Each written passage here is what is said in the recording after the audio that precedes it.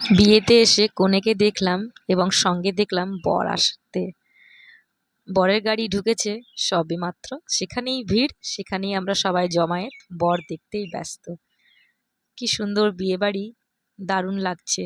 হালকা হালকা বেশ ঠান্ডা হাওয়াও দিচ্ছে এবং অনুষ্ঠানটা জমে উঠেছে। চলে এসেছি আমরা বৌভাতের রাত্রে, কেননা বিয়ের ক্লিপিং সব আমার কাছে নেই, তাই বিয়ের বৌভাতেরই রয়েছে। তো সেখানেও চলে এসেছি ভবনে। ভবনে আসার পর সবাই সিঁড়ি দিয়ে ওপরে উঠছি, যেখানে কনে এবং বর বসবে তাদেরকে দেখার উদ্দেশ্যে।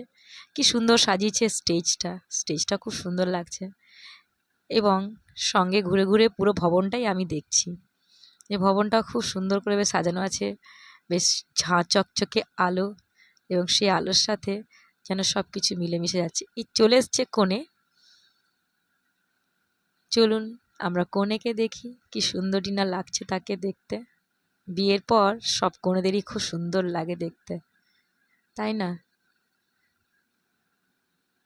এক মুহূর্ত যেন স্তব্ধ হয়ে গেছিলাম, তাকে দেখতেই মগ্ন হয়ে গেছিলাম। খুব সুন্দর লাগছিল দুজনকেই, ভারী মিষ্টি লাগাচ্ছিল। তাই তাদের সঙ্গে অনেকক্ষণ সময় কাটানোর পর তাদের ছবি তুলতেই ব্যস্ত হয়ে পড়লাম। যে দেখি তা দুটিতে কি সুন্দর বেশ মানিয়েছে, কি সুন্দর গল্প করছে, বেশ ভালো লাগছে। আমার তো চোখ ফেরাতেই পাচ্ছিলাম না, এত সুন্দর লাগছে দেখতে। তাদেরকে দেখতে দেখতে বেশ চারিদিকে গল্প করতে করতে, স্টার্টার খেতে খেতে সময়টা বেশ খানিকটা পেরিয়েই গেল। এই সময়ের মাঝে একটু বেশ সবার সাথে গল্পও করছিলাম এবং ভিডিও করছিলাম।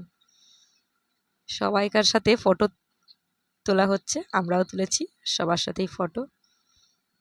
ফটো তোলার জন্য স্টেজটা খুব সুন্দর ছিল, দারুণ লাগছিল। ভবনটাকে খুব সুন্দর করে সাজানো হয়েছিল, মিষ্টি লাগছিল সব কিছুই।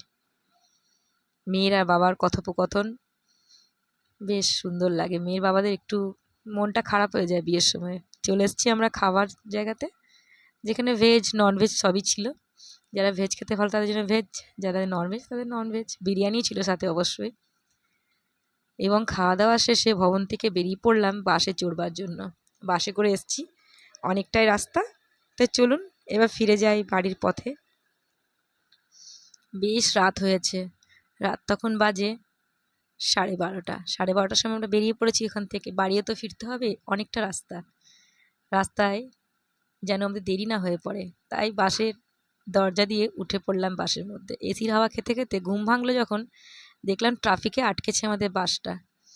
বেশ খানিকক্ষণ ওখানে আটকে ছিল, তারপর আমাদের বাসটা চললো নিজের রাস্তায়। রাত্রে বেশ ঘুমোতে ঘুমোতে বাসে করে যেতে খুব ভালো লাগে। ভিডিওটা ভালো লেগে থাকলে লাইক, শেয়ার, কমেন্ট করতে ভুলবেন না, অবশ্যই করুন এবং সঙ্গে থাকুন, পাশে থাকুন এভাবেই।